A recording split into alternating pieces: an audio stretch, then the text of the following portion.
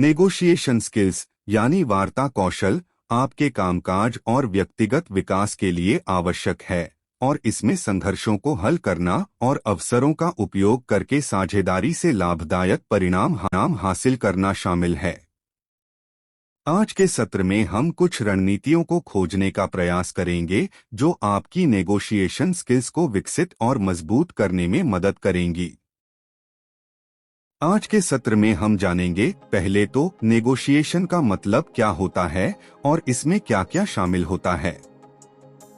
फिर हम समझेंगे कि नेगोशिएशन स्किल्स सीखना हमारे लिए क्यों महत्वपूर्ण है और किस तरह से हम अपनी नेगोशिएशन स्किल्स को बढ़ा सकते हैं।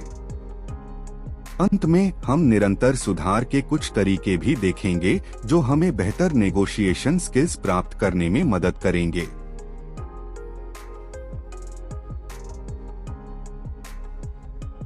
चलो हम नेगोशिएशन का मतलब समझने से शुरू करते हैं। नेगोशिएशन एक संवादात्मक प्रक्रिया है जिसमें दो या दो से अधिक पक्ष एक विवाद या मसले को हल करने के लिए मिलकर काम करते हैं। यह विभिन्न पक्षों के बीच समझौते का एक माध्यम है जिसमें हर पक्ष अपने हितों और आवश्यकताओं को प्रस्तुत करता है और समाधान की कोशिश करता है। नेगोशिएशन में व्यक्तिगत, पेशेवर, सामाजिक और आर्थिक मुद्दों को समाधान करने के लिए अलग अलग तकनीकों का प्रयोग किया जाता है। इस प्रक्रिया में उच्च स्तर की संवेदनशीलता, सहयोग और समझौता की क्षमता की आवश्यकता होती है। हमें नेगोशिएशन स्किल्स सीखने की जरूरत क्यों है? जब आप नेगोशिएशन स्किल्स सीखते हैं तो आप किसी भी स्थिति में फायदेमंद डील्स अस्तित्व में लाने में मदद मिलती है। जैसे कि अगर आप एक मैनेजर हैं तो आपको अपने ऑर्गेनाइजेशन की मांगों और अपनी टीम के बीच में ब्रिज की तरह बार बार नेगोशिएशन करनी पड़ती है और अपनी टीम को उनके रोल्स और जिम्मेदारियों को बेहतर तरीके से समझाने के लिए भी नेगोशिएशन स्किल्स काफी जरूरी है। ये स्किल्स सिर्फ आपके ऑर्गेनाइजेशन के विकास के लिए ही नहीं बल्कि आपके व्यक्तित्व विकास के लिए भी जरूरी हैं। कभी आपको एक बेहतर सैलरी पैकेज के लिए नेगोशिएट करना पड़ सकता है या फिर आप प्रमोशन के लायक हैं और अपने मैनेजर से बात करना चाहते हैं। इन सभी स्थितियों में नेगोशिएशन स्किल्स से आप अपने व्यक्तित्व विकास के मौके को अधिकतर कर सकते हैं और काम में आने वाले विवाद को सुलझाने के लिए भी यह बहुत जरूरी है। नेगोशिएशन स्किल्स में क्या क्या शामिल होता है? नेगोशिएशन स्किल्स 3 मौल्यवान गुणों से बनता है। पहला है प्रभावी संचार की कौशल, यानी अपनी स्थिति को समर्थित करने के लिए प्रेरणादायक भाषा और तर्कों का उपयोग। दूसरा होता है दूसरे पे पक्ष के हितों का अन्वेषण, यानी आपकी रिसर्च की क्षमता। आप कितनी निपुणता से विपक्षी दृष्टिकोण और हितों को समझ पाते हैं ताकि आप एक मध्यम मार्ग तक पहुंच सकें। और तीसरा और सबसे जरूरी रणनीतिक सोच, आपकी दूरदृष्टि और समाधान बनाने की क्षमता। इन तीनों को मिलाकर हम नेगोशिएशन स्किल्स कहते हैं। चलिए इन तीनों गुणों को ध्यान में रखते हुए देखें कि नेगोशिएशन के कदम क्या क्या हैं। पहला कदम, लक्ष्य और प्राथमिकताएं स्पष्ट रूप से परिभाषित करें। इसमें पहले गोल्स डिफाइन करते हैं। नेगोशिएशन में प्रवेश करने से पहले अपने लक्ष्य, प्राथमिकताएं और इच्छित परिणामों को स्पष्ट रूप से परिभाषित करें। समझें कि आप क्या प्राप्त करना चाहते हैं और आप किसे त्यागने को तैयार हैं। अपने आप को समझने के बाद दूसरे पक्ष पर थोरो रिसर्च करें। दूसरे पक्ष के बारे में जानकारी इकट्ठा करें, उनकी रुचियां, पसंद और संभावित विकल्पों को समझें।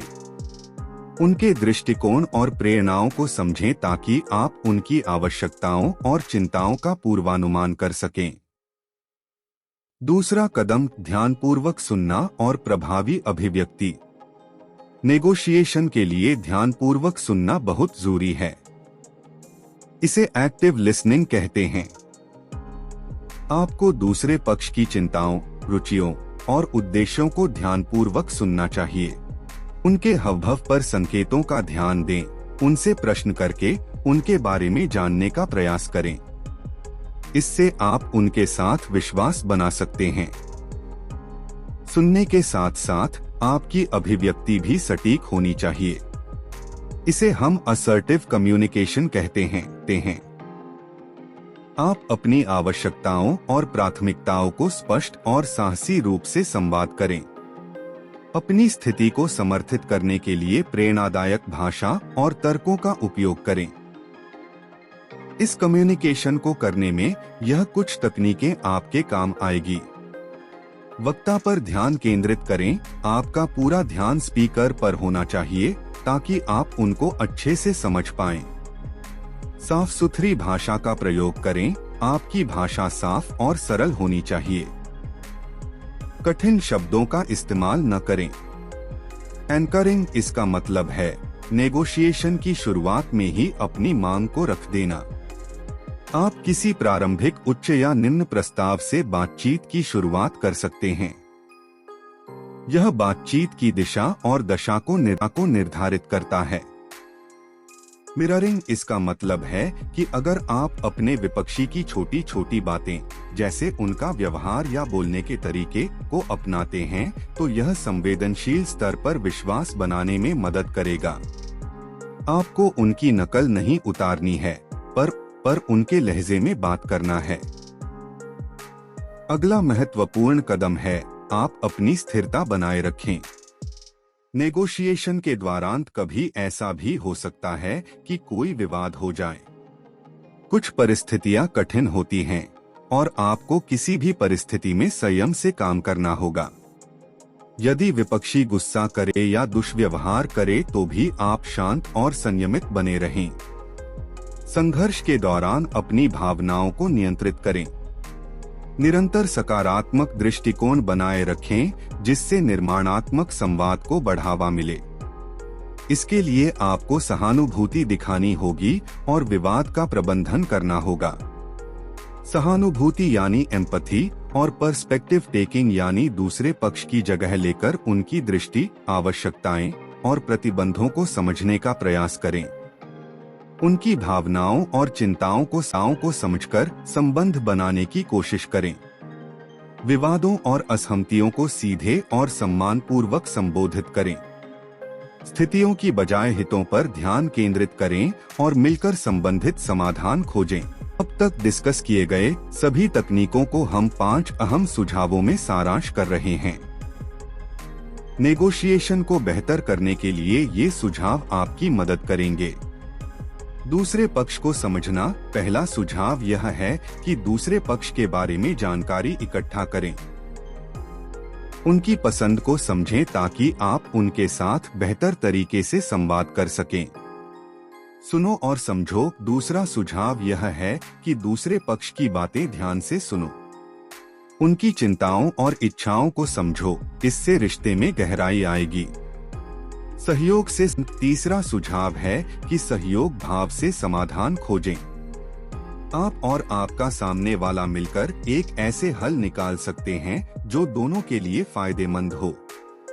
संयम बनाए रखें। चाहे जो भी हो, संयम बनाए रखना जरूरी है। मुश्किल समयों में भी शांत और स्थिर रहना, यही समाधान की पहली सीढ़ी है। अनुभव से सीखें। अंत में अपने पुराने अनुभवों से सीखें। अपनी गलतियों और सफलताओं से अनुभूतियां प्राप्त करें और उस पर विचार करें।